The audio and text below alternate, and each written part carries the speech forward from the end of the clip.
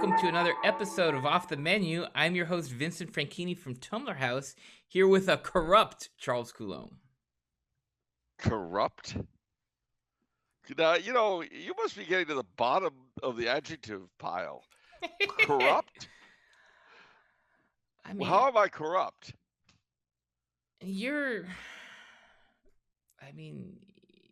I don't know. I mean, corrupt is such a rough word. I mean, Yeah. I feel like there are synonyms that are kind of better, sort of like flexible, Flexible. accommodating, Accommodating. easygoing. I mean, Easygoing. and that's why you're like, here at Tumblr House, right? Like, you mean like your friend Officer Clancy? Exactly. I wouldn't want to call him corrupt, at least not to his face. I would never call. But flexible, accommodating, easygoing. Yeah, those would. Yeah. Yeah. Those. It's funny you mentioned this because I remember one time when we were kids, there was a terrible thing happened. A truck hit a pothole in the middle of the street there on Huntington Drive. It was terrible, and a bunch of stuff flew off the back of the truck. The truck kept going. So us kids, we got it. I never liked calling Marty the Fence a fence, but it was kind of a nickname, But I remember, it would be very hard for anyone to believe that this stuff just flew off the back of the truck. Yeah.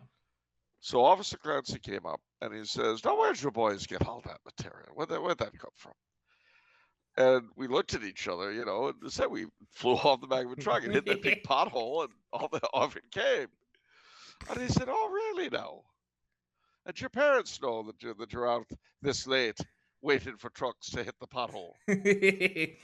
Well, no, it's not quite like that. Officer says, "No. Where is it? What were you planning to do?" Well, we weren't quite sure what we would do with it, Officer Clancy. Says, "Well, here's the problem, boys. No one will believe you didn't steal it. So I think the best thing we can do is have Mr. Martin come and pick it all up. He'll take it off your hands, and you'll not have to worry about a thing." Really? And you won't tell our parents, officer? I'll not breathe a word to any of them, my children. Not a word. And, Mr. Martin came, and he smiled and said, "Thank you, boys." And he loaded everything with Juan Pablo, his assistant. He loaded everything into his truck and drove off. And just before he did, he and Clancy spoke for a little bit, and then he went off. And then Clancy gave each of us a $5 bill and told us to go pitch pennies at the courthouse. That's a problem solver right there, Officer Clancy. I mean, that's beautiful. Well, see, he was afraid that we would be accused of theft. Right. And he had to make a decision. All right. Here are these three, as he put it, fine young buckles in the prime of their youth. Now, why should they have something like a bogus theft rap on their records? So it worked out fine. And Mr. Martin, as I say, I hate calling him Marty the Fence. I never liked that term. God rest him. I never liked that term. I never felt good about it. But Mr. Martin was a very helpful man. This is before your time. But I mean, people would get into all sorts of weird positions like that. And he helped. He definitely helped get them out of it. And Officer Clancy would often alert him to these sorts of situations that would develop in the old neighborhood.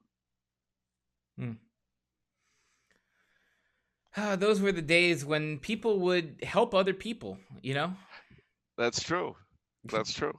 Everyone is a neighborhood watch, as Officer Clancy always says. Yeah. We look after each other in the neighborhood. It's beautiful. Isn't it? All right, Charles, what's new? What's going on with you? Well, strange you should ask. A couple of interesting things. One of them is that today, in real time, is actually May 14th. Now, apart from being the feast of St. Boniface of Tarsus the Martyr, it's something else. May 14th is the anniversary of two important dates in American history. Yeah, that's a flag. Okay, American flag. Yeah.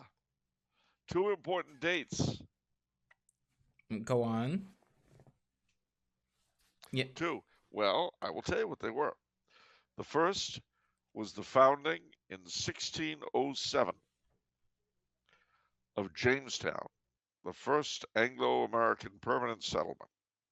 Jamestown, Virginia. That is the beginning of the United States in a political sense. Obviously, the Spanish got here first to Florida, but in terms of political institutions, etc., the history begins with Jamestown. And interestingly, because there were Catholics at Jamestown, it's not simply the beginning of Protestant Anglo America, but of Catholic Anglo America as well. So that's one thing. But wait, there's more. April 13th, 1804, was the start of the Lewis and Clark expedition. Wait, Where those, April 13th? sorry, May 14th, Mm. when President Jefferson, Thomas Jefferson, dispatched those intrepid heroes, Lewis and Clark, to explore the new domain of Louisiana all the way to the Pacific Ocean and back, starting in St. Louis. Took them a couple years, but they did it. Hmm. Hitherto unexplored territory. For some reason, that takes my mind. I was reading about Davy Crockett recently and thinking about it. Who's the other guy other than Davy Crockett? He had a show too. Daniel Boone. Daniel Boone. There we go. Perfect. Who'd win in a fight, Davy Crockett or Daniel Boone? This is the kind of question we asked when I was a kid. Considering that they were both played by Fess Parker, it would be a draw.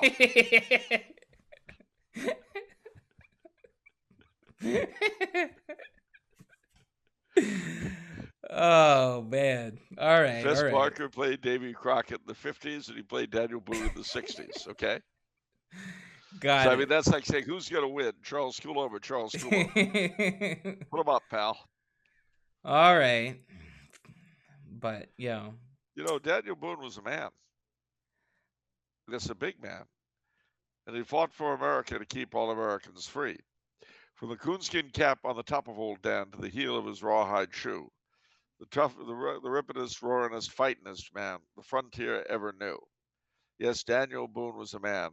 Yes, a big man, and he fought for America to keep all Americans free. Oh, what are some other legends? What about was Pecos Bill a guy? Pecos Bill? He was not actually. He was Pecos not. Bill was a myth, and Okay. same as with Paul Bunyan. Yeah. Okay. Well, I knew Paul Bunyan. Yeah, was a myth. John Henry had a hammer. John Henry?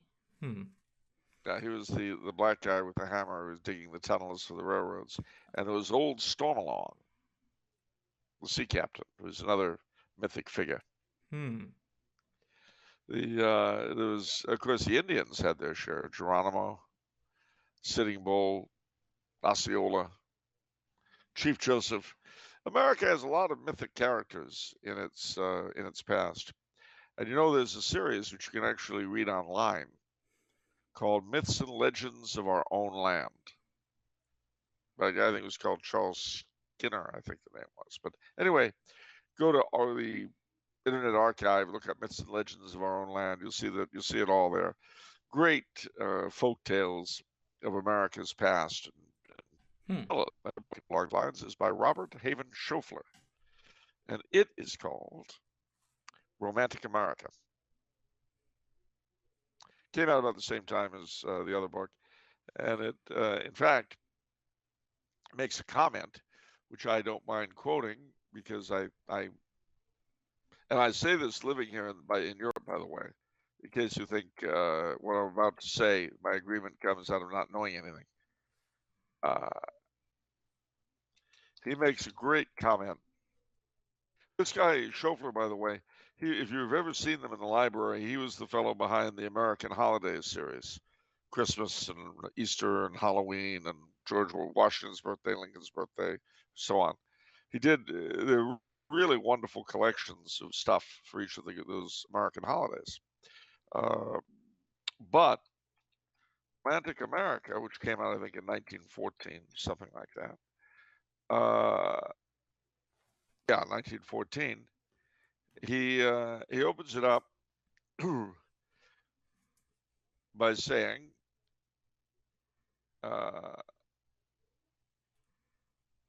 let's see. His opening quote is Ralph Waldo Emerson's to root out the passion for Europe by the passion for America. Well, I don't agree in doing that, that's for sure. But he makes an important point, and the important point is, you know how these things go.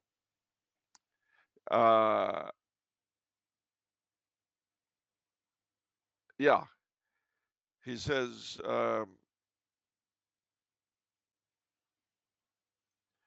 in this book, the spots most characteristic of these four kinds of romance are visited in the order which a pilgrim to them would naturally follow if he set out from New England. The volume hopes to appeal alike to the traveler and the stay-at-home. It would persuade the young victim of wanderlust to see America first, and the veteran wanderer to see America last. It desires to burnish the memories of the man whose roving is done. To the recluse, it hopes to bring some sort of substitute for the look and feel, the sound and human atmosphere of romantic America. And, in case you're curious as to what it is they cover, starts out with Provincetown, the heart of Cape Cod, the spell of old Virginia, the city of beautiful smoke, which I think is Pittsburgh, Mammoth Cave, Yellowstone Park, among the old California missions, the Yosemite Valley, the Grand Canyon, the Creole city of New Orleans, the open road in Maine, and unique Mount Desert, which is also in Maine. So, this great country of ours, or that great country of ours, I should say, people shouldn't sell it short. They should see as much of it as possible. Although they should also see as much of Europe as possible, to be honest.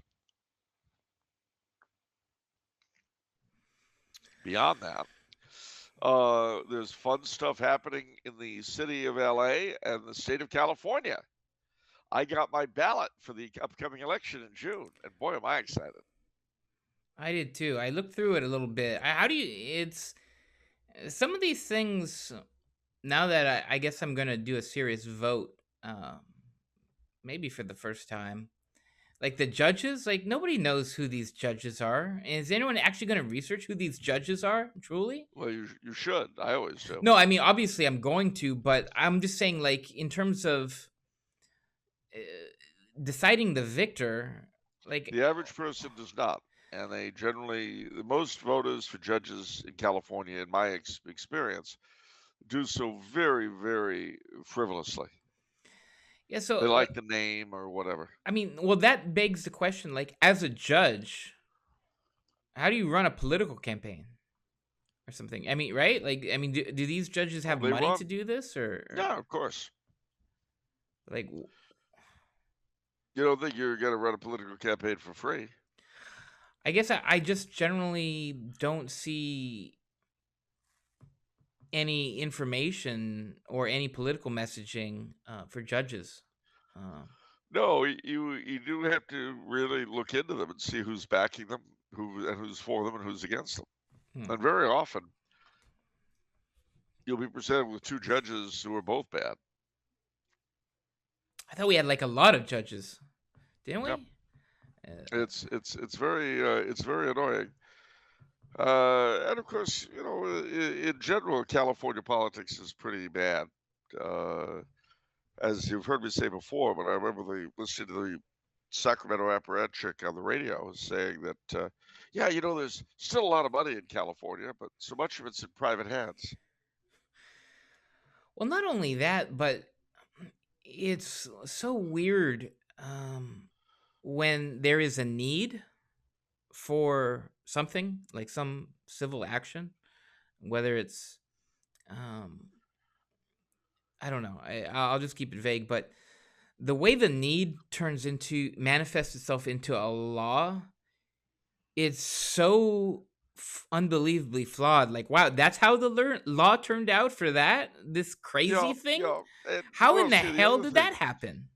The other thing too is that when the legislature don't want to handle something for political reasons, in California, it gets turned into a proposition. But if the proposition goes the wrong way, Yeah. it's always struck down in the courts. Because the one law that actually, I mean, truly impacted Tumblr House as a business was, I guess it came out of Hollywood or whatever, where it was like this law where it restricted signatures on books or well, collectibles, and then because it was trying to cut down on sort of these fake, these forged signatures, like Mark Hamill signing something, like fake Mark Hamill signatures, stuff like that. But it was such a poorly written law that it could be frivolously applied to you signing books for Tumblr House, because It could you be. needed like a certification of it in order to sell it.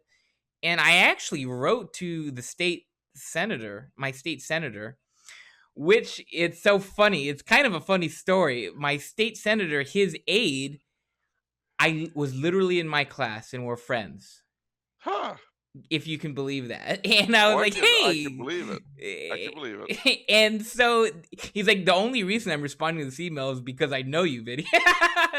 and so it ended up changing the law to a better wording, so it kind of only applied to comic books and not sort of normal books.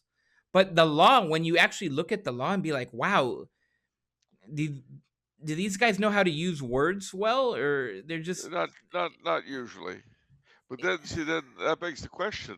Ever since the change of the law, the sale of bootleg Charles Coulombe signatures has just exploded. I mean, oh man. I understand that they auctioned off a Star-Kissed tuna label that allegedly had my signature for $17,000. And I didn't get any of it. But yeah, it's interesting.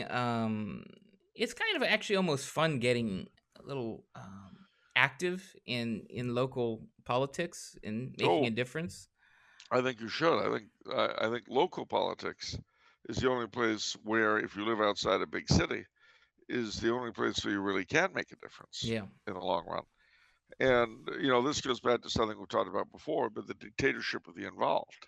yeah, for You sure. know, you show you show up that you're willing to work, and guess what? Suddenly you find you're running a board for your little jerkwater town.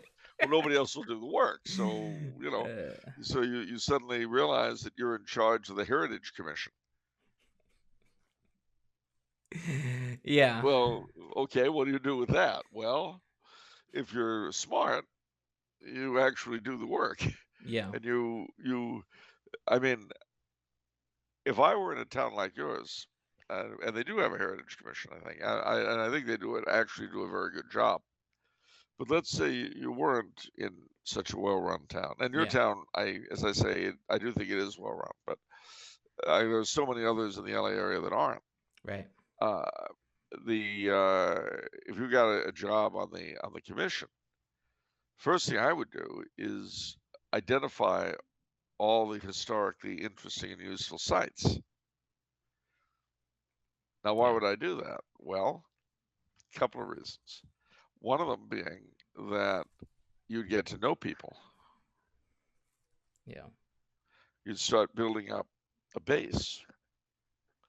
And I guarantee you, if you get your city council to pass a city historic ordinance act, and then you identify these places, you start pushing tourism, et cetera, you can actually do something for the town, but you'll also get to know people. And if you ever run for political office in the town, you'll have a base of supporters.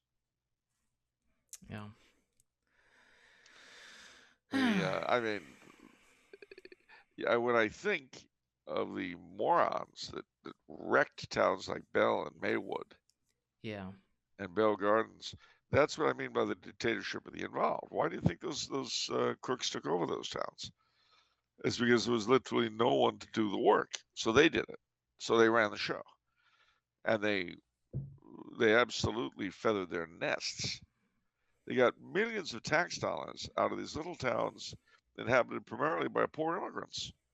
And if that money had gone into infrastructure, into the schools and libraries of those three little places, I mean, I shudder to think of the high quality that they would have had. You know. I mean, stop and think about it. I think it was Bell. The entire city council bought themselves vacation homes in various resort places around the West and Hawaii and so on. You know what But kind of money it takes to do that? how does that happen though? Like there are meetings and there are minutes and there are budgets. I mean, you just obfuscate the language or something? Like how do you do that? What does that look Yeah, and like? they did a lot of stuff off the books. Oh, it's off the books? Ah, I mean, remember, if you're the mayor of one of these towns and the other officers and the city councilman are all your cronies, you can pretty much do anything you want. But I mean like for I mean, isn't there a treasurer, right? Where it's like, oh well, the bank balance was $10 million, and now it's $1 million of and this was happened because of unknown charges or something. Like what does Except that look like? except except you appointed the treasurer. But I mean, there's a written record, and like, isn't anyone like paying attention Two anywhere? sets. No one was paying attention. Two sets of books. No one's paying attention. Two sets of books. Yeah. Well, I don't understand the two sets of books thing. Well, all right. Let me see. like Let's like see like for a for minute. public reference, right? Like Yeah. like public reference. I mean, what is the public going to see? Like, what's the public record? That's what I mean. Well, there isn't much. It. Yeah. This was the start of it. It says the Bell scandal involved the misappropriation of public funds in Bell, California, United States, over a period of several years in the late 2000s. In July 2010, the Los Angeles Times published an investigative article on possible malfeasance in the neighboring city of Maywood, revealing that the city officials of Bell received salaries that were reported as the highest in the nation. Subsequent investigations found atypically high property tax rates, allegations of voter fraud in municipal elections, and other irregularities. Maybe like one of the ways they hide it too. I feel like, because watching some city councils for various cities, I feel like one of the ways to obfuscate is they take really long and they do really boring meetings, and Yeah, it's forever. And it's like no one's gonna sit through all this crap. well, Um, that's it. you know. That's it. And this interesting thing. Catch this. A series of investigative articles published by the Times in July 2010 revealed that several city officials in Bell were being paid salaries significantly higher than those in other cities. In a press release issued through Bell City Clerk's office, Mayor Oscar Hernandez claimed that, quote, salaries of the city manager and other top city staff have been in line with similar positions over the period of their tenure. He then accused the Times of having a skewed view of the facts. Hernandez later apologized for what he called the city's indefensible administrative salaries. He was later recalled, arrested, and indicted for fraud and other charges. Bell City Council members later voted to reduce their pay to that of what one city councilman, Lorenzo Velez, was being paid, $8,076 a year. Prior to that meeting, all of the other council members were making at least 10 times that figure. And that's the city council. Mayor Rizzo, documents related to the Times reveal that the California Public Employees Retirement System knew 4 years previously that Rizzo had received a 47% pay increase to $442,000 A year? a year. A year. And the best part, if it hadn't been caught out, when Rizzo would have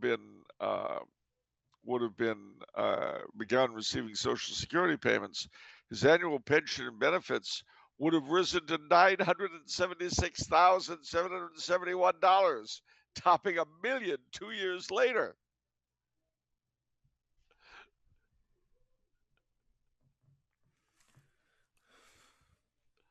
And the state knew about it and didn't care. Yeah, I guess the state would have saw it, right? And they didn't see, like, wait a minute, is this equitable? Well, yeah, of course it's equitable. What are jobs for the boys? Of course it's equitable. Why wouldn't it be equitable? What are the jobs from the boys? Jobs for the boys. You never heard that phrase? I like that. Yeah, I thought you might. Jobs for the boys. You know, I mean, jobs for everybody. Look, isn't ending the unemployment crisis part of a government mandate? Sure. Did it ever occur to you that you've got 20 close cronies, none of whom are working? It's up to you to find jobs for them, right? Right. By taking your 20 friends off the unemployment rolls, you're helping the economy, right? Right. Yeah. Makes perfect sense. Now, the fact that none of your friends have no skills and are getting $500,000 a year each for nothing is beside the point. Wow. All right. See, local government, if people are attentive and they pay attention, then it can do an awful lot of good, as is the case in your town. But if they don't, jobs for the boys. How come they don't say? Well, I guess I'm answering my own question. I sort of answer. I'm pulling a Vendée radio where I answer my own question. Give me yeah. And then put a question mark at the end and pretend it's a question. It's I was gonna ask why don't local municipalities, why aren't they more transparent with what each person is getting paid, like the mayor and the city council? But it depends on the citizens. You know, literally, it depends on the people of the town. Now, in Bell, most people were poor Mexican immigrants. They couldn't speak English. They couldn't read English. So they were just victimized. But, I mean, I remember one time when I went to vote in the Monrovia municipal elections, I noticed several things. One is that with the exception of the mayor, all the offices were unopposed. Yeah. And I asked the voting person, I said, what percentage of people generally turn out for the Monrovia municipal election? And she says about 10%. Now, yeah. Monrovia is fortunate because it's actually run by a coalition of the downtown shop owners and the historical preservation people. Yeah. Between these two groups, it's a pretty well-run town, but it could so easily not be. Yeah. All right. The tyranny of the involved. And you call me corrupt. I am here standing up in front of our audience, calling for clean, transparent municipal administration. And what do I get? I get this, he's corrupt. Let me tell you something. If I'm so corrupt, how is it that I don't have a paid gig from any municipal government? Exactly. That's not really a strong argument. You just have a different racket. Not only that, Officer Clancy will tell you that I have never been corrupt. Officer Clancy will tell you that I have always been a friend of law enforcement in our neighborhood. There are a lot of rackets in this world, Charles. You don't need to be part of the municipal racket to get paid.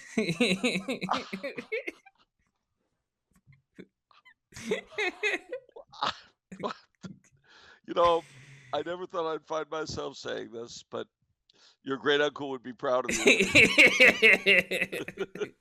You know, I've got to come clean. He did have a lot of misgivings before he, left us. He had a lot of misgivings about the direction you would take the family in. But I tell you, if he could hear you say what you just said, He would have been so proud. Yeah. I oh man, Vinny, that's. I'll tell you what, I can feel the tear ducts.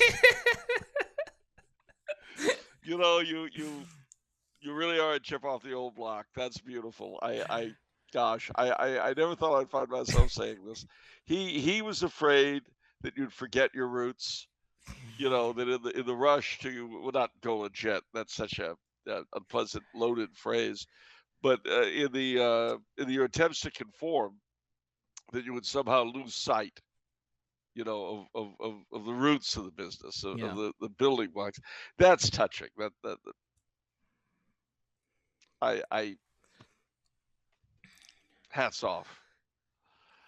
Here, hey, I have a random question for you. What would Tom or not Tom? What would Officer Clancy say about the council members in Bell? Oh, he turned state's evidence. I mean, sorry, sorry. Uh, I don't mean to say he turned state's evidence. Uh, what he said at the time was that you can always tell an idiot because he gets caught.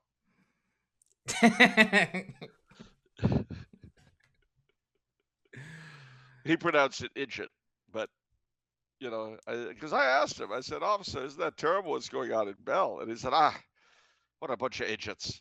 They got caught, didn't they? Worthless slime. He had a lot of unkind things to say about them, actually. Yeah. It was moral indignation. Yeah. Yeah. Okay, that makes sense. He That said sounds like that. him. He said, "Let that be a lesson to you, boyo. Never sell your soul to an incompetent."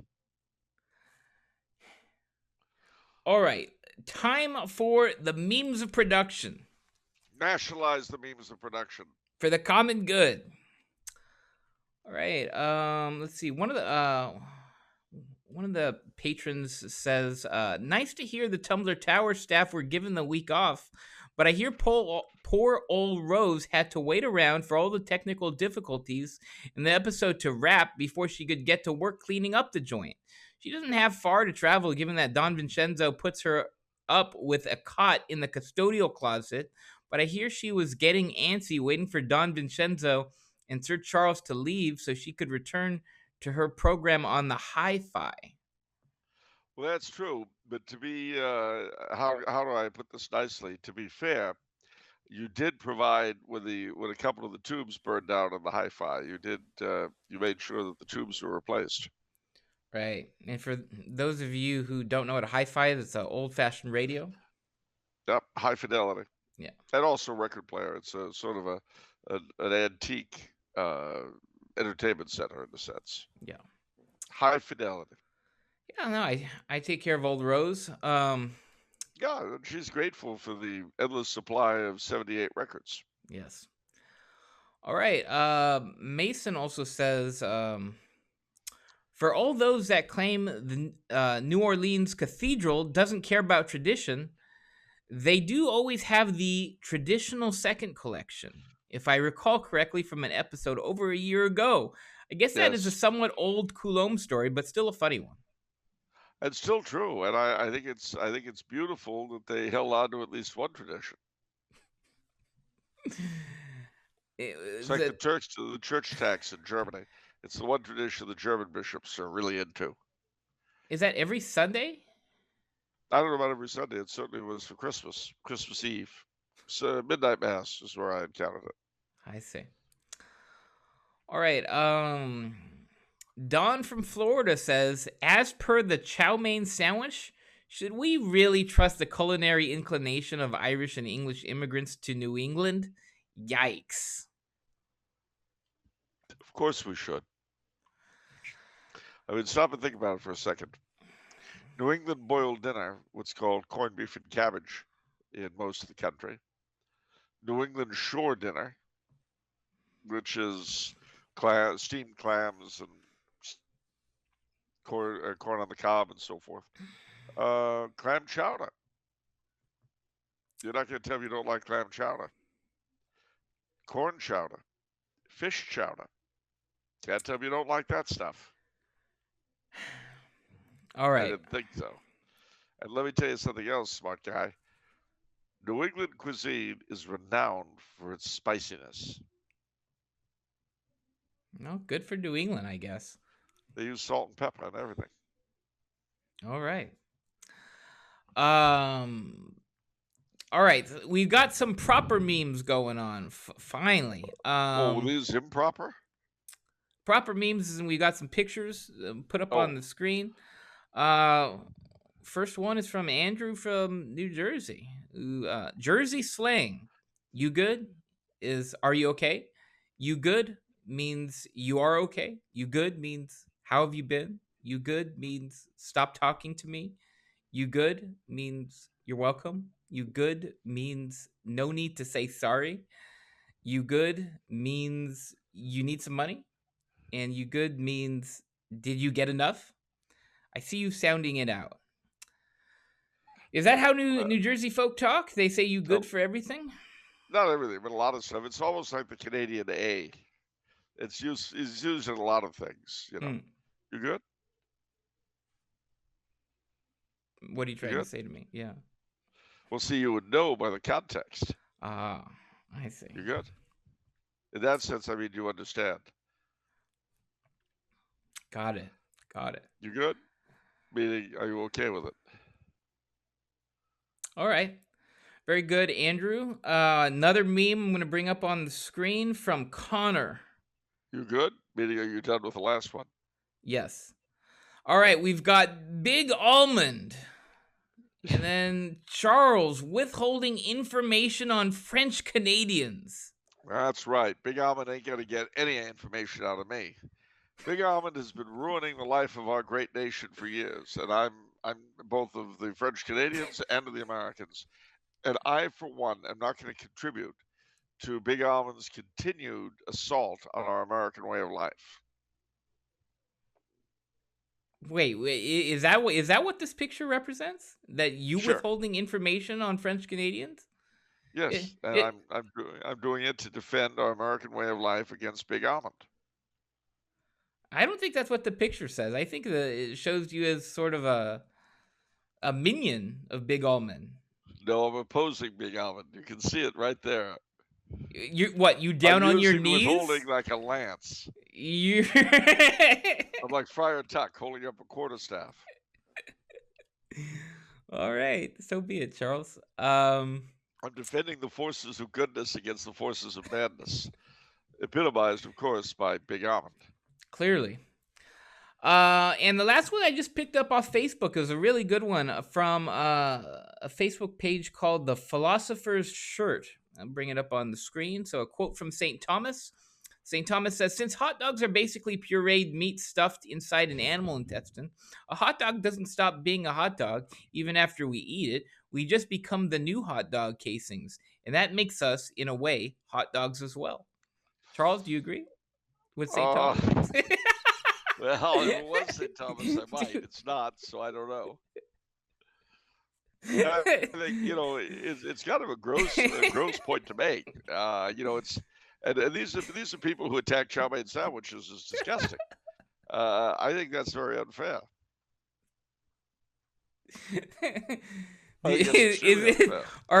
Is it Thomas that are attaching the chow mein sandwiches? Do you think, Charles? I think probably there's a certain proportion of Thomas who are opposed. Yes, I think there may be others who are more friendly toward chow mein sandwiches. I see. Okay. I don't think it's an either or an if and kind of thing. All right, Charles.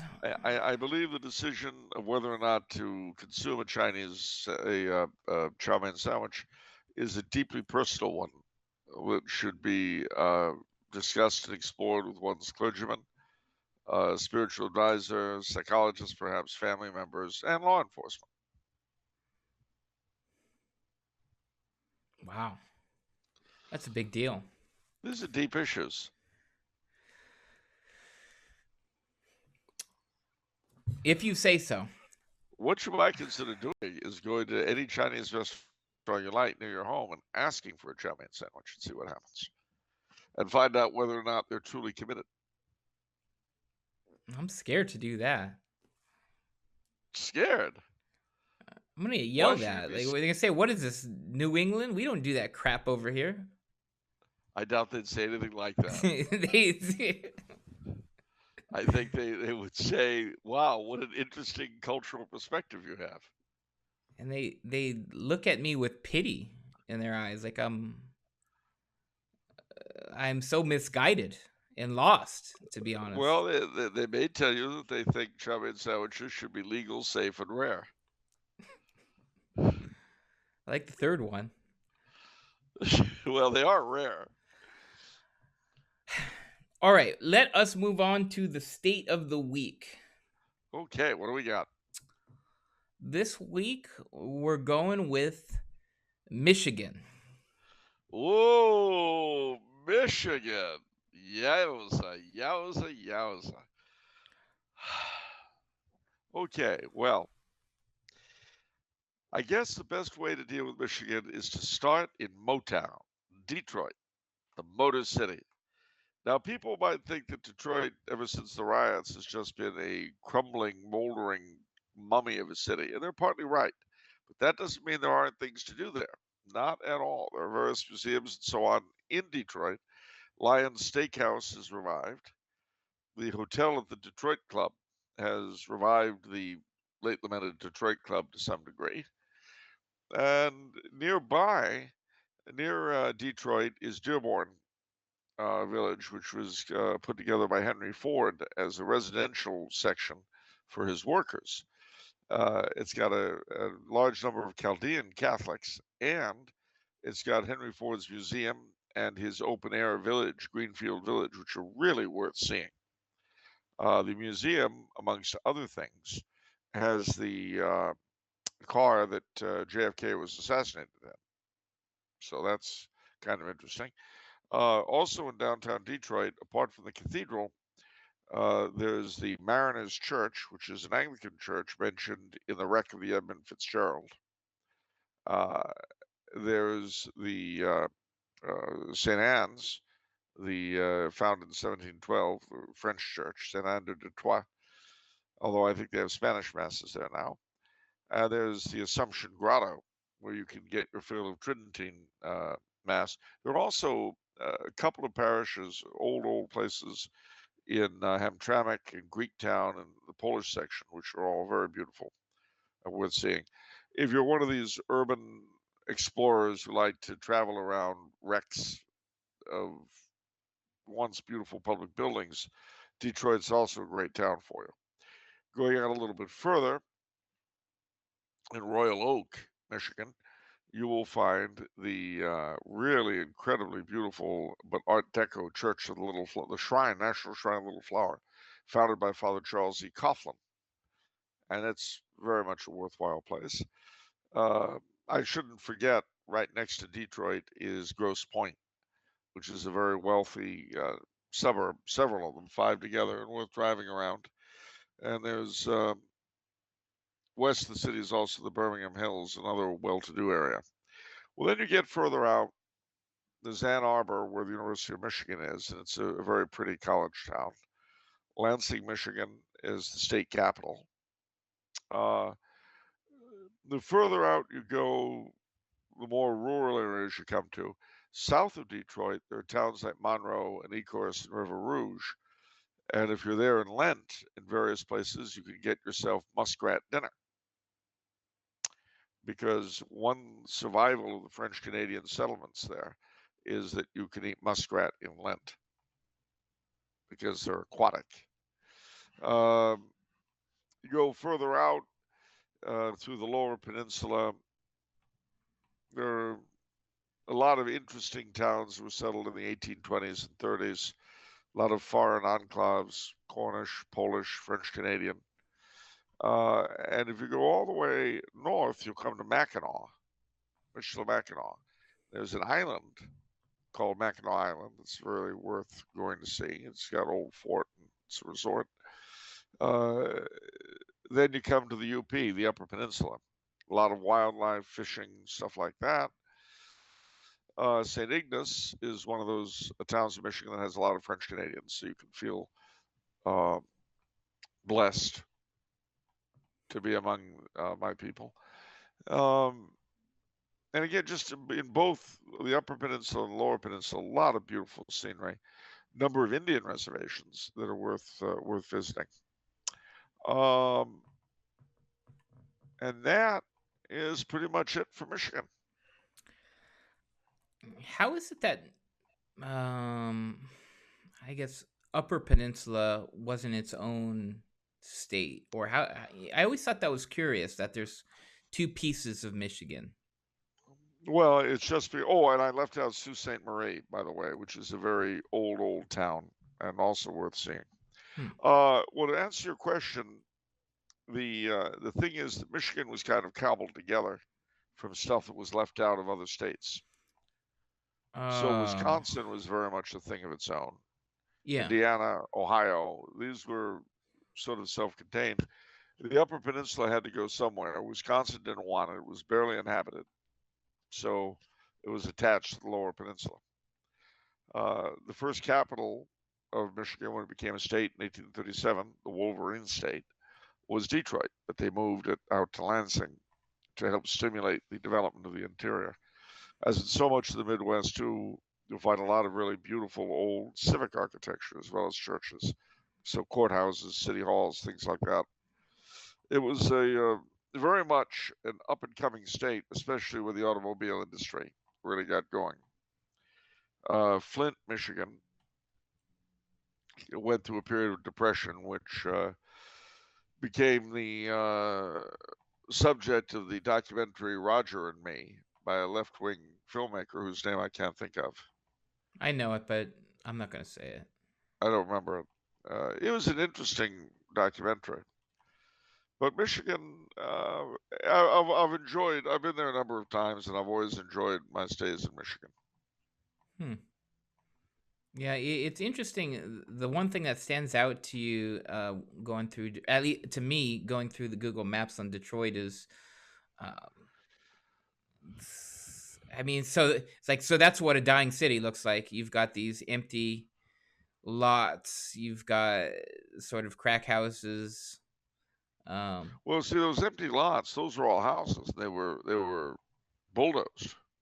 oh, they're bulldozed. Okay. You got to bear in mind that Detroit, up until '67, Detroit was very thickly settled, like any other major city.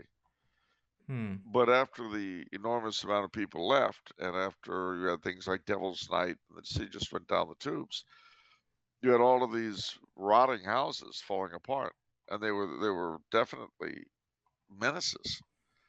So you had huge chunks of residential areas just knocked down. Oh, I see. And you can buy a. It's amazing you go from the epitome of urban blight in Detroit to moose everywhere in the rest of the state. It's amazing. But you could pick up a free house in Detroit. A free house? Yep, I'm putting in free house Detroit. Why doesn't? Wow. Wait a minute. I feel like an idea Detroit is. house. Wait, what?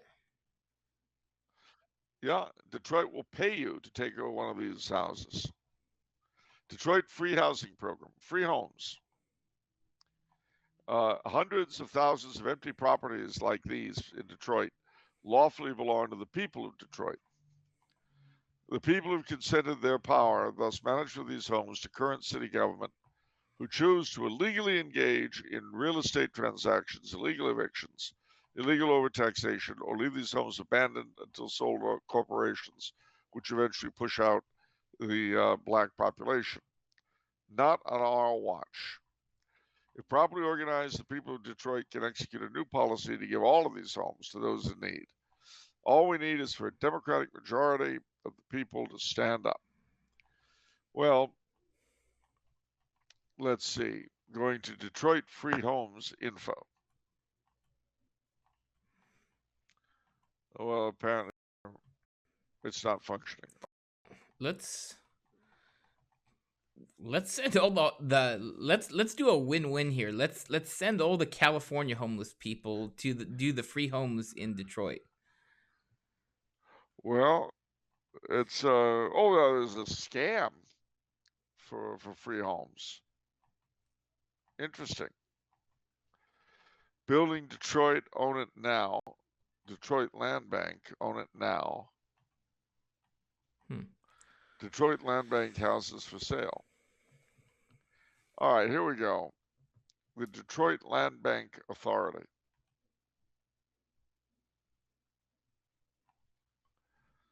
Let's see what we got. Buildingdetroit.org.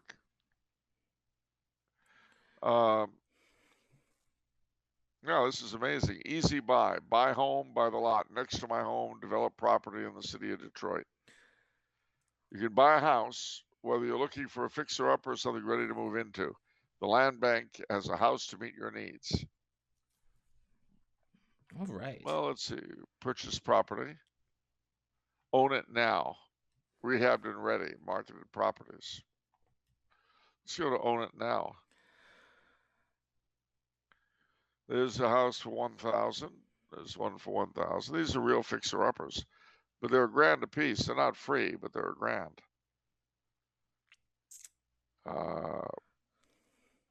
All right, let us move along, Charles. So I take it you don't want to buy property in Detroit. No. All right. You could become a slumlord.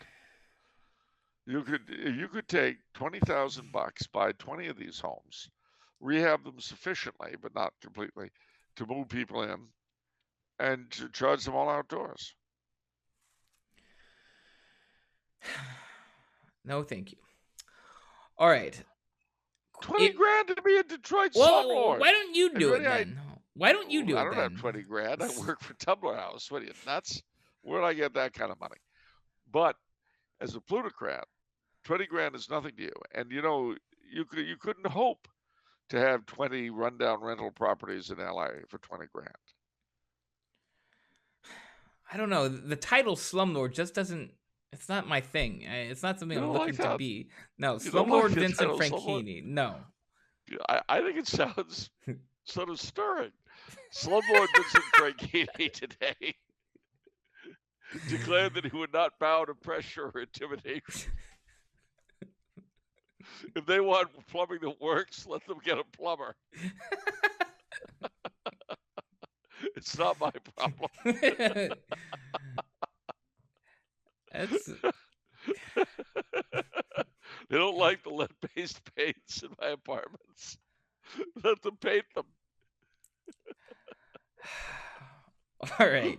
What do I look like, Santa Claus?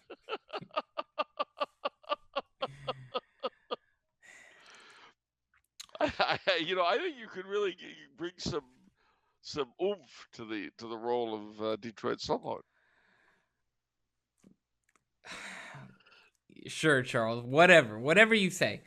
All right. And you could eat at the what is it, Lions Steakhouse or the Scotch Steakhouse, whatever it is, in downtown Detroit. You can eat there every day. Big, thick steaks.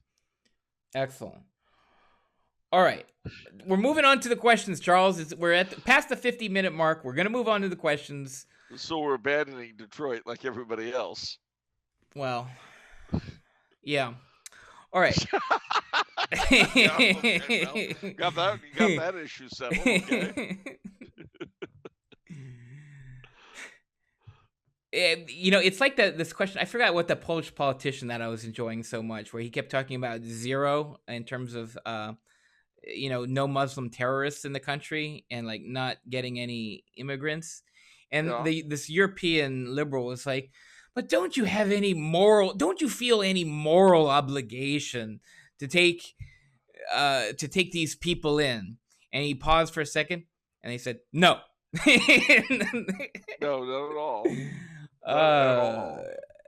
That's funny, but yeah, that was good. All right, time for the memes. Or excuse me, not time for the memes. The London Chop House is the place I was trying to think of. London Chop House. Okay. 155 West Congress Street. London Chop House, downtown Detroit. You can eat there every day. Beautiful. All right. Question from Philip, who says, Charles, are there any uncool saints? Really? The problem is, okay, they've all saved their souls. I don't think there's anything cooler than that, number one. Ooh. Number two, you would really have to define what cool means. I mean, are there any saints who didn't wear shoes? Yes. Are there any saints who went to Australia? Yes. Are there any saints who worked on farms? Yes. But cool? We have to define cool first. I'll tell you what, tell Philip to send us a note defining cool, and then I can help him. Philip, send us a note defining cool, and then we can help you. Yeah. Oh, speaking of or help. get you property in Detroit. Speaking of help, I want to help people. Because I think nice. a lot of people, they have gone to the Teespring store looking for these tapestries behind us. They're not flags, they're tapestries. They're one-sided. Whether it's Charles's Habsburg flag or my Sacré-Cœur flag, they're in stock now. They weren't in stock for a couple months, so I didn't know if people got discouraged. They are in stock now, so if you go, you can get these flags. There's all sorts of other merchandise relating to the Habsburg coat of arms and Sacré-Cœur. So there you go, guys. You know the other thing that's in stock? What? Star Spangled Crown. That's right. Absolutely. But it's awaiting sales. It is awaiting sales. So I have to tell you something, ladies and gentlemen. If you really want my political views, although I don't really think anything remotely like what I wrote in the book is going to happen, that's the book to get. Absolutely. I need to reread it, to be honest, because there's so many little I forgot what one reader said. It's like you present little bird nests of facts and routes to explore in that work, that it really there's so many different rabbit holes to go down. Well, there are, because I mean, what I'm presenting in there, or rather, what my as yet unborn great nephew is presenting about 80 or 90 years from now, is the way a fully blown American monarchy operates some 40 or 50 years after its institution. Right. So that's kind of weird, thinking of an America that's become monarchical to the bone. That is. It all starts with feudal lords in Detroit picking up slum housing. No. All right. All right, that actually doesn't even come up in the book. All right, yeah. Fine. Are you happy about that? Yes. All right. All right. Question from Vendée Radio. Yes, indeed. Now, does he answer his own question first? No. This is actually This is a very open-ended question. Please, could you evoke for us the contours of the 1980s counter-revolutionary moment? What did it taste like? Did it feel like the Cultural Revolution in the 60s could be pushed back? Yeah. So, yeah. Well, it tasted like scotch and cigars, frankly. Yeah, so, what's the mouthfeel? I mean, did it have earthy tones? Hints of oak. It was, no, I mean, honestly, it was a great time because, number one, Ronald Reagan. He was a bouncing figure who, it really did feel like we were going to be able to reverse the 60s. And, Reagan radiated confidence. He had his great line, "It's morning in America." He was, and it wasn't just that. It was the fact that you had people like the now late lamented P.J. O'Rourke. You had Spy magazine. It was very much the feeling that the liberals were the party of the killjoy. They wanted to get rid of smoking. They wanted to get rid of drinking. And mind you, these are the same people who 20 years earlier had been pushing for free love and abortion and birth control and all this stuff. But any innocent joy they were against. And that, mind you, that's still the case. But the difference is that in the 80s, the ridiculous element was seen by a lot of people. Hmm. Uh, and there was a lot of conservative humor that was extremely irreverent. I mean, I can remember again thinking of Spy Magazine. They posed the question on their cover: Hillary Clinton, cookie baking defender of the hearth, or mud wrestling she devil? You be the judge. Or the Interfaith Symposium: Will Teddy Kennedy go to hell?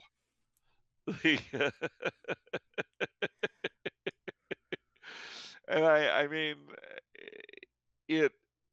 There were a lot of interesting characters around then, and uh, it seemed like the quote unquote Reagan Revolution was really taking us somewhere. So that's interesting how that could happen because these children of the 60s, they didn't just disappear, they didn't go away. Like what happened to their energy from the 60s and 70s? How come it wasn't um at least outwardly it doesn't have the same feel? Well, what happened basically was that the country had pushed leftward very, very fast. And then went through some traumas. There was Watergate, the collapse of Vietnam, which was dependent on Watergate. Frankly, the reason why the North Vietnamese overwhelmed South Vietnam, Laos, and Cambodia was precisely because Watergate paralyzed the United States' ability to enforce the Paris Peace Accords. The North Vietnamese knew very well the United States were not in a position in 1975 under Gerald Ford to intervene and force them to live up to the treaty that they had signed 2 years before. You could say that Watergate's destruction of Nixon is what doomed South Vietnam. Um, that having been said, uh, when Jimmy Carter came in, the country was just, the Soviet Union seemed to be advancing right, left, and center, and Carter seemed incapable of doing anything right, culminating with the Iranian hostage situation. So what happened was that the left got really quiet. They didn't go away. So as you're describing the historical context, I can't help but see parallels in our current situation. The America going left quite rapidly.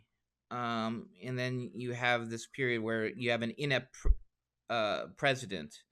And I mean, I don't feel like the left has gone quiet in this instance. No, well, they haven't. I mean, the difference was that with Carter, as I say, he was getting increasingly stupid and silly, and Reagan was becoming increasingly heard. You got to bear in mind, Reagan was not the choice of the Republican Party's regular machinery. Oh, He was very much an outsider. He had run against Nixon several times, uh, and he epitomized those people who were felt left behind or pushed around by the 60s revolution. But you got to bear in mind that there's been a huge democratic shift since then, demographic shift. In those days, there was still a lot of World War II veterans running around. My dad. And these were people who had surveyed what happened in the decades following their great sacrifice with horror, you know.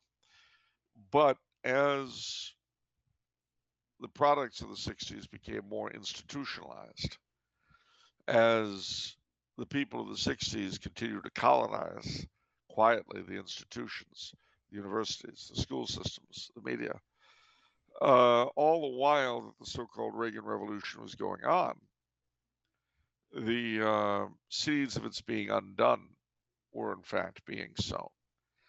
And see, part of the problem has to do with the very nature of what the Reagan Revolution was, with the nature of what is considered American conservatism. And I'll explain what I mean by that. And I've said this before, but it bears repeating.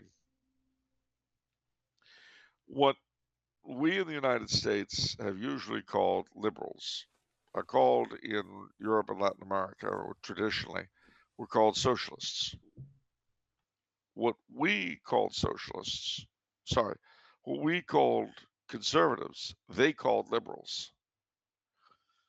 And what they called conservatives, we don't have, not as an organized group. So, what do I mean by liberal in that sense? Well, the European/Latin American liberal traditionally was in favor of the free market, unfettered, laissez faire capitalism. He was against the confessional state. He was a Republican, or at the very least, uh, wanted a very limited monarchy. Sounding familiar? And that was your liberal. Now, the European/Latin American conservative was a supporter of altar and throne, subsidiarity, and solidarity. And one of the differences between the European Latin American conservative on the one hand and the American quote unquote conservative, actually liberal, on the other, is that the American conservatives saw things for the most part purely in terms of the economy and foreign policy. What they lacked was a real cultural policy. In other words, when it came to cultural, that is to say, religious and social issues, they really believed most of the same things the socialists did. Their differences were economic. And the problem with that is that while the economy is important, it's not ultimately what determines the direction the civilization is going in. Whereas with the Europeans and Latin Americans, their conservatives were very much concerned not just about what they would consider a social economy, but specifically and precisely the religious and cultural issues, which the liberals of their nature ignored. And it's precisely in the cultural and, so dare I say, religious areas that the Reagan Revolution ended up being defeated. I see. That Okay. was why abortion was not a problem for the Republican machinery, and it's why President Trump, when asked about gay marriage and all that, could happily say, "Well, it's the law of the land. We have to accept it," because he did not have a cultural/religious agenda. It was purely economic. How so the $1 million question is how do we get to there, or at least have that movement begin? Because I'm pretty sure you're going to say something like our owners just simply don't care about that. Well, they don't. Yeah. I mean, the truth of the matter is that our owners only care about the economy and about their reaping the benefits thereof. And that's true if they could call themselves conservative or liberal. Uh, the difference between Donald Trump and Mark Zuckerberg is really not very big. Okay, so again, given these constants, how do we get a culturally conservative movement? Well, that's very hard because you have to ask, what are you conserving? I mean, one of the things that sets our country apart from every other country on earth is that it is the creation, that is to say, its current form is the creation of a liberal, in itself, is the creation of a liberal revolution whose the founding principles carried the seeds of our own ruin. Now, they were offset at the time by a shared moral consensus. And on the basis of that shared moral consensus was created the civic religion of the country. Okay, well, let's say by conservative we mean integralist, distributist, pro-life, pro-family. That's the start, but now you've got to somehow relate it to America as it is. Exactly. And the problem you've got is, where do you begin? Um, one of the things I tried to do in Star Spangled Crown, I mean, I dealt with this very issue, you see. Well, quite apart from the idea of an American monarchy, one of the major themes was the creation of an American patriotism that was not dependent on our Republican institutions or the ideology of the revolution. You know, I said earlier tonight that this is the anniversary of the founding of Jamestown. Well, truth is, the three oldest permanent settlements in the country are St. Augustine, Florida, Spain, Sault Ste. Marie, Michigan, France, and Jamestown, Virginia.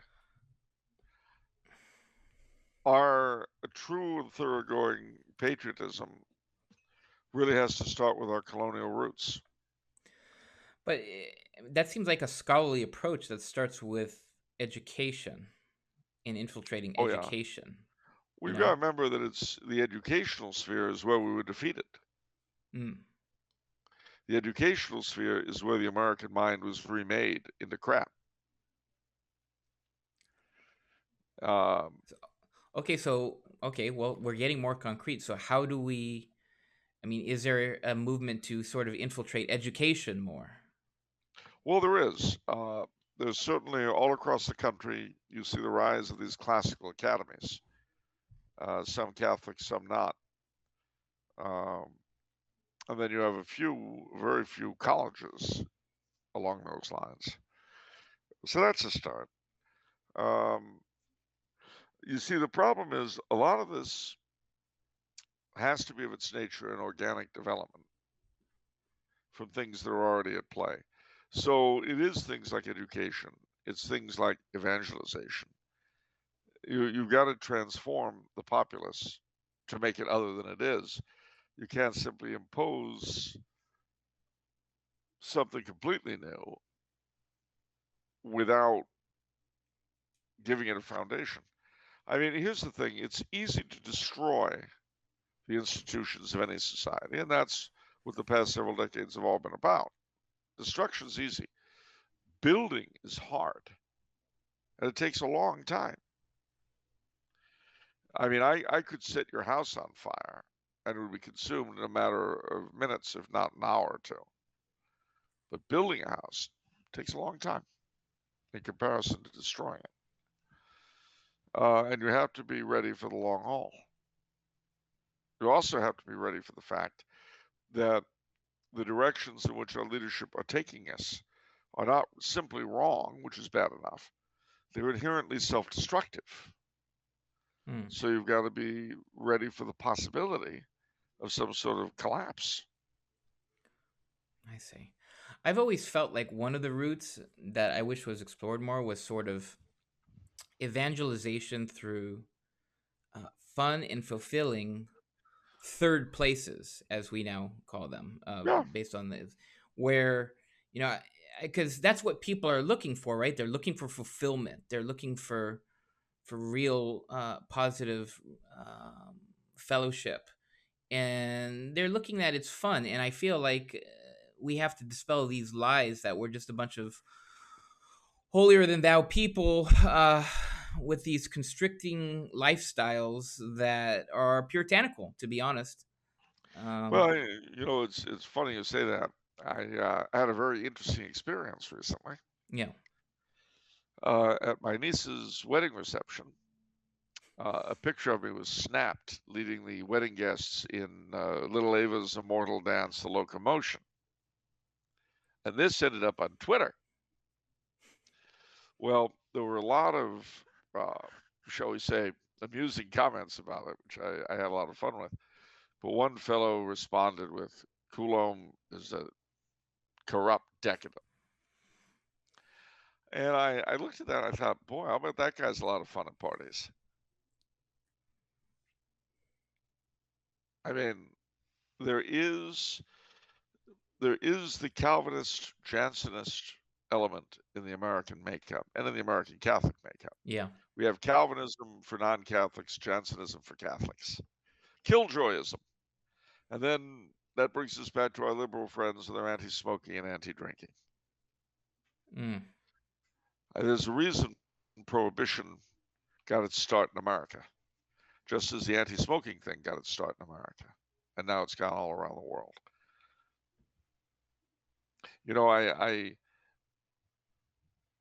had this discussion with a number of people, both European and American over here, about smoking as to whether or not it's a moral issue as opposed to simply a health issue.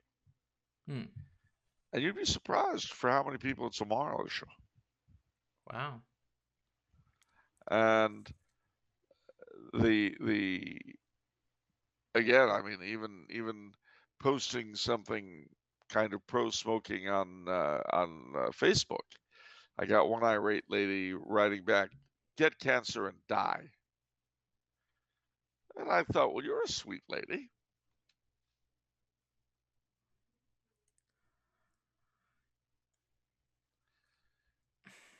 Needless to say, although I didn't defriend her, I never defriend anyone. She won't be seeing any of my responses from now on or any of my stories. I wouldn't want to upset her again. People who are that easily upset, you need to protect them, shield them.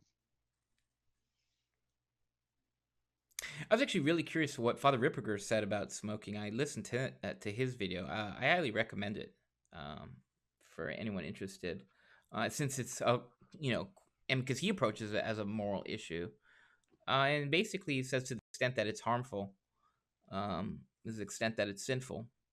I think, if I recall correctly. So, but that's kind of a difficult thing to figure It's a out. difficult thing to gauge, Yeah. and considering that St. Pius X smoked, I would leave it to other people to figure out. Yeah.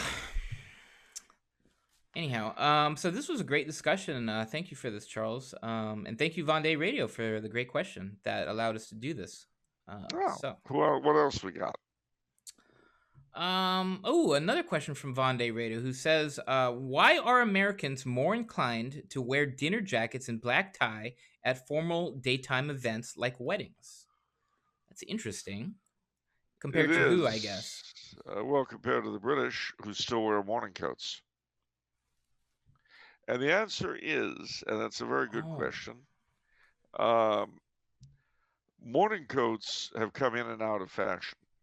When I was a boy, they were still worn quite a bit. There was a period of revival in the 80s, 90s, and zeros. And for some reason, in the past 10 years, once again, the morning coat has vanished from the wedding scene. I don't know why. I can't imagine why. I love the morning coat, the striped trousers, the gray or black cutaway. I love that. Um,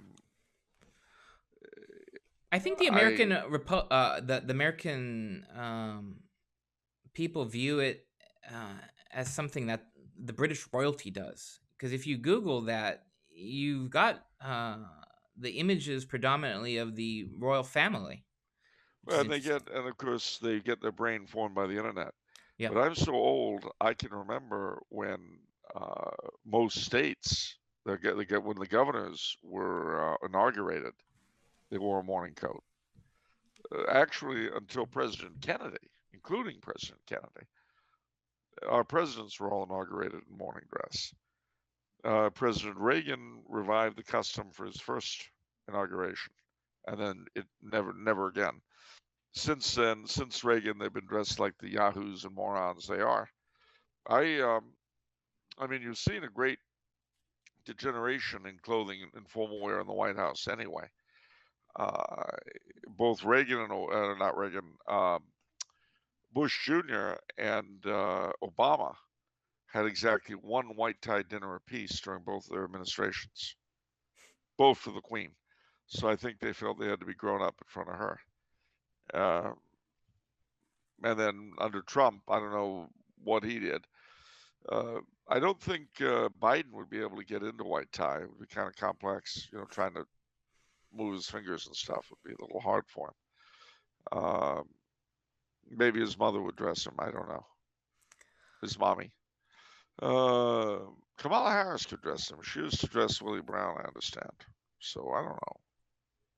Anyhow, uh, Americans are funny because on the one hand, they like to avoid formality, which they consider to be phony. But On the other hand, they want to have class, which, you really can't do both. Well, seeing the You- covers of magazines where they call some of these weird celebrity pictures classy. well, yeah, it is low classy. I It's low classy. yeah, I mean, we've look, lost. We have no concept of what classy is anymore, honestly, and we don't yeah, really we care do. about classy. We do. It's called white trash. All right. I'm not saying there's anything wrong with white trash. And trash doesn't have to be white. It comes in all colors in our country, especially in the White House. All right, William has a question. He says, "Please tell us about the Book of Enoch. It is mostly considered incanonical in most churches, except for the Ethiopian and Eritrean Orthodox churches. If we ever reunited with these churches, would they continue to have the Book of Enoch in their Bible, and how would we square that with our canon? Also, would we allow other Orthodox churches to retain Third Maccabees in their Bibles?" Charles? I have no idea. I, I, I mean, I'm aware of the facts involved, but I don't know what would transpire.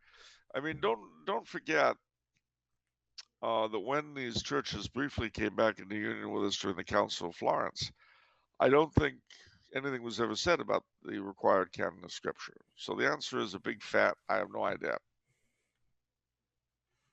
All right. We're gonna close the show with 3 questions from French guy number 1. Oh boy. Good old yeah. So his first question is: warm greetings to the Czar of the Bazaar, Mr. Coulombe, and to the benevolent dictator of the publishers, Mr. Franchini. I have a few. That's you. Yeah, that's me, and that's you too. I have a few questions which I hope the Czar will answer. Firstly, I have struggled with anxiety for a good part of my life, and the situation in Ukraine has really been giving me a lot of grief. The thought of nuclear war has been really concerning me, no matter how small the chance actually is of a full scale nuclear war. At the same time, I can't help but feel selfish worrying about myself and my family while I'm sleeping in a warm bed and hundreds of thousands of people are sleeping in Ukrainian metro tunnels. So, what do you think the threat of nuclear war actually is? What can I do to help my nuclear anxiety? And am I being selfish? Well, firstly, um, I grew up under the threat of nuclear war during the Cold War. We had the drop and cover drills once a month in school. We had films like On the Beach and all sorts of nuclear holocaust films, science fiction and all that. But honestly, I don't think you should worry about it too much. There's nothing you can do about it anyway. If it happens, it happens. And then you know what? We're spared a lot of trouble. If we get hit with the bomb, guess what? It's all over. Bye bye. No more. Go away. Because really, all of us are going to die someday. All right? That's a given. You're going to die. I'm going to die. And it may happen not in bed when we're 89, but crossing the street and getting hit by a truck. We don't know when we're going to go. So, what we have to be prepared for is our own death whenever God may be pleased to have it happen. Whenever you have these worries, pray to God that you die, that your death be provided for, that you have the sacraments before you go. That's really all you can do anyway, regardless of any possibility of nuclear war. It's all the same. You know, literally millions of people died in World War One without a nuclear bomb even invented. Not one.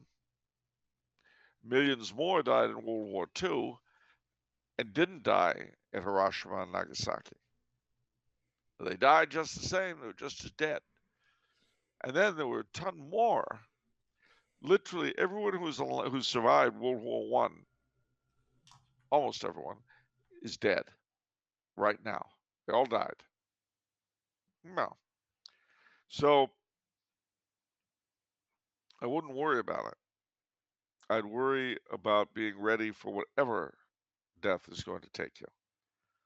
And that simply means living the life of a Catholic, having the sacraments as much as you can, trying to pursue a life of virtue, trying to perform the temporal and spiritual acts of mercy. That's what you got to focus on, not things you can't control, things you can control.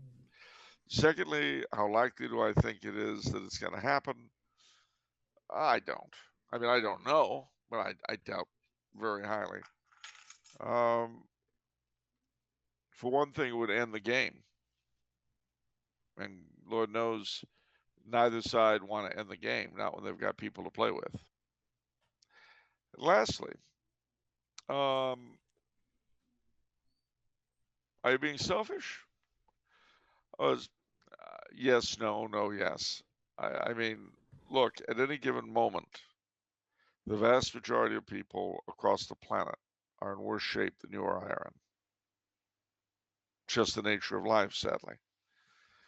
And if you remember, in that wonderful movie by Whit Stillman, Metropolitan, which is beloved of corrupt decadence everywhere, Nick Smith asks Tom Townsend, who's going on about how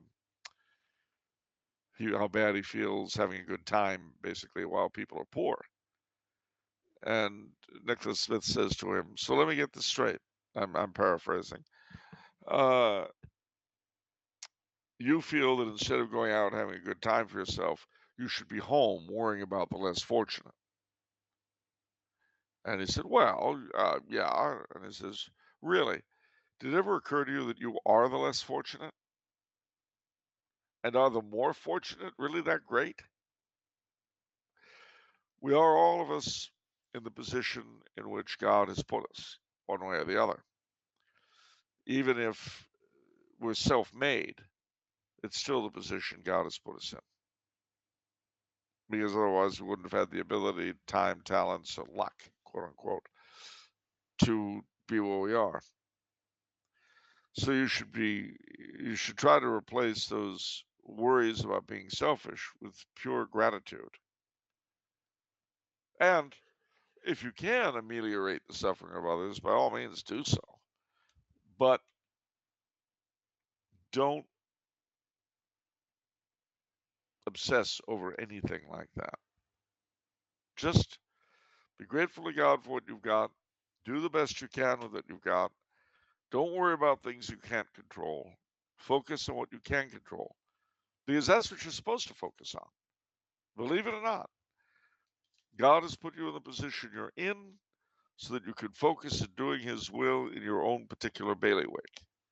If you wanted it otherwise, then you would be a rice farmer in China, or you would be a millionaire living in Switzerland, or you would be an Avon lady selling cosmetics in Teaneck, New Jersey. But you're none of those things. You are who and what you are here and now. And because you are who you are here and now, you may presume that that's what's God's will for you, is that you be who you are right now. Focus on that. Don't worry about all this other stuff, because it's beyond you anyway. It's beyond me. It's beyond everybody. All right.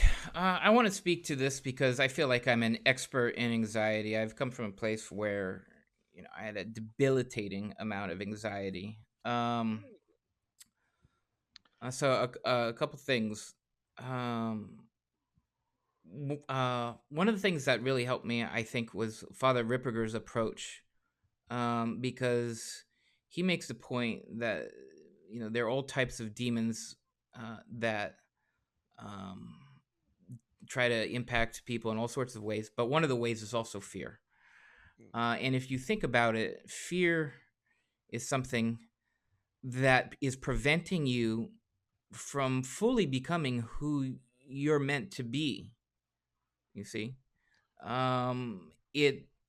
So what you want is to be liberated from fear, right? Because you want to do your normal choices. You want to fully be you. Another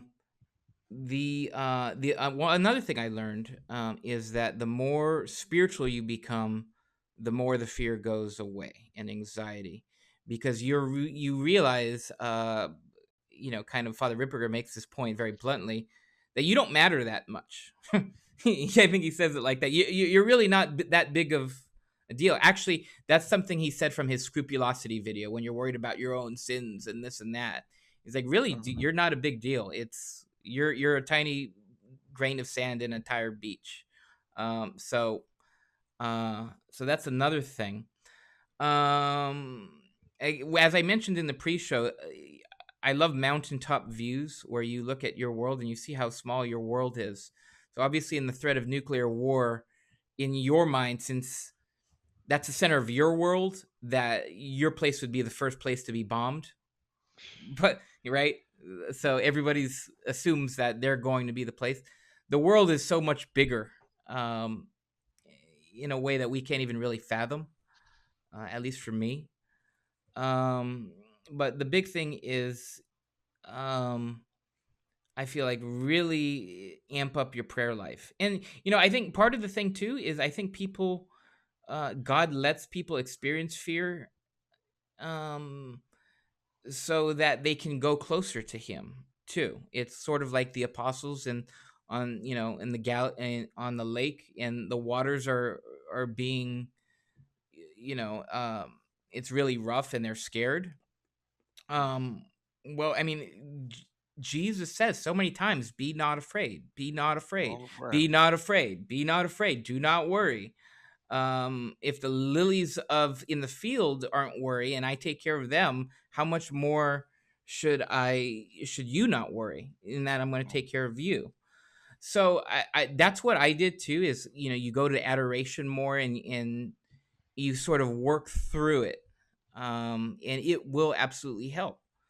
So that's one of the reasons I feel like God allows people to experience fear and some of these other things, so that He can draw you closer to Him. And the last thing is actually the most important thing. It's something Charles said, because he says it so perfectly. Is God is not out to lunch when it comes to the story of you, when it comes to your life and death.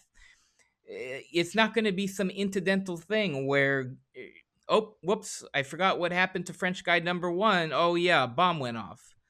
Um, I was vacationing in I Cuba, was, yeah. and He is 100%, and I feel like a lot of people, a lot of non-religious people have this fear because they do believe that there's this chaotic thing and anything can happen to anyone, and you could just get COVID and then boom, you're dead. Um, and that's what was behind a lot of the hysterical totally, reaction to COVID. totally. Uh, the see part of the problem is that we've never had a worldwide pandemic with such a secularized population Yeah, before, yeah. uh, and people went cray cray, and because the masters are the most secularized of the bunch, they went the craziest.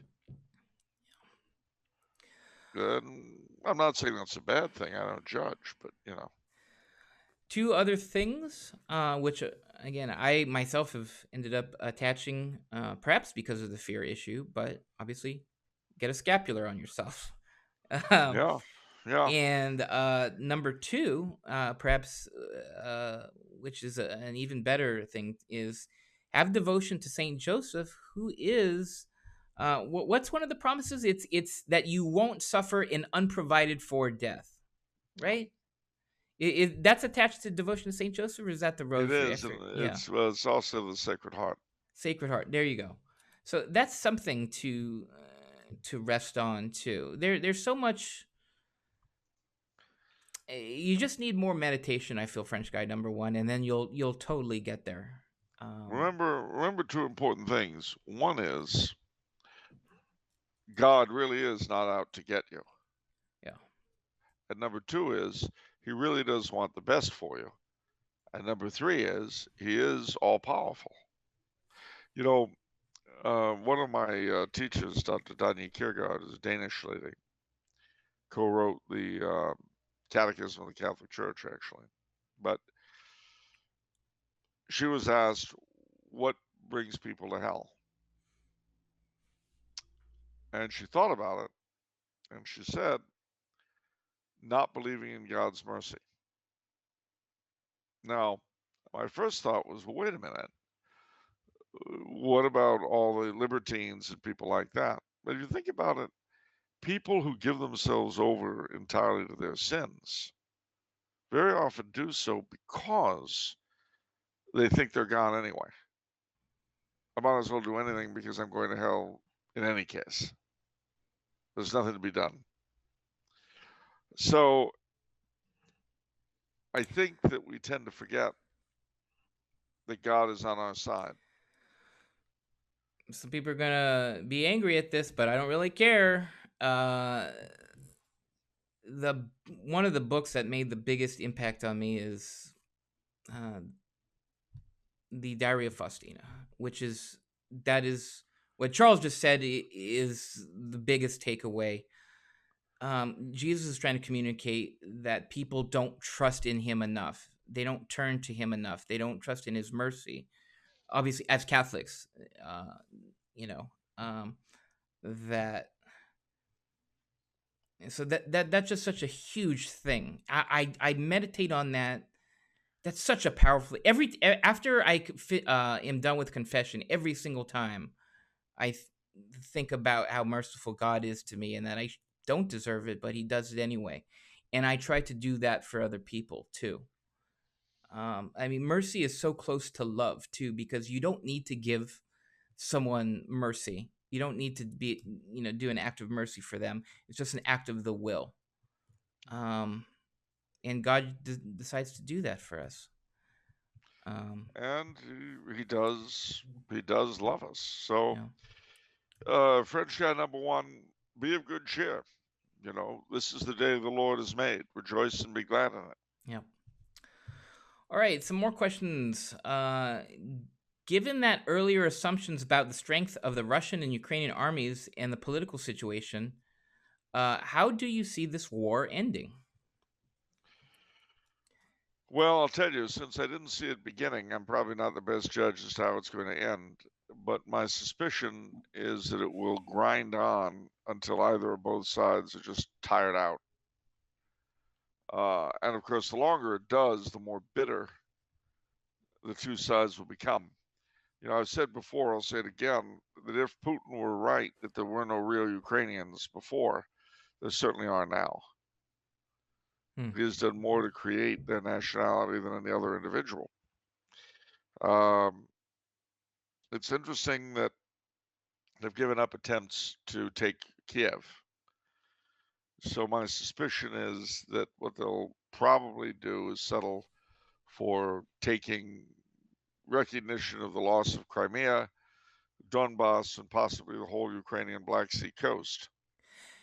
Yeah, Uh, I looked at the map yesterday, and it's all this eastern stuff, and they're almost.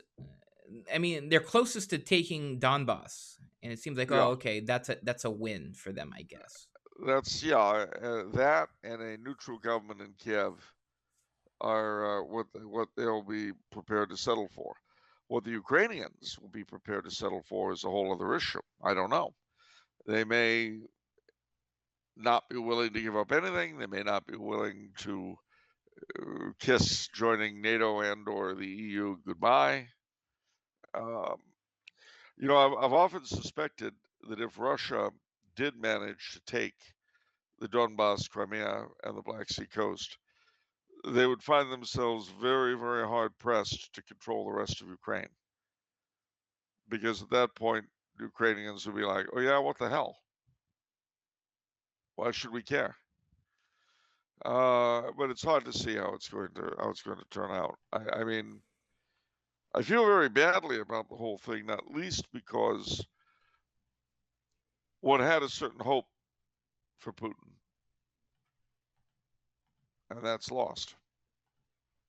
One, especially if you love Russia, and I love Russia, you hate seeing her once again the outsider.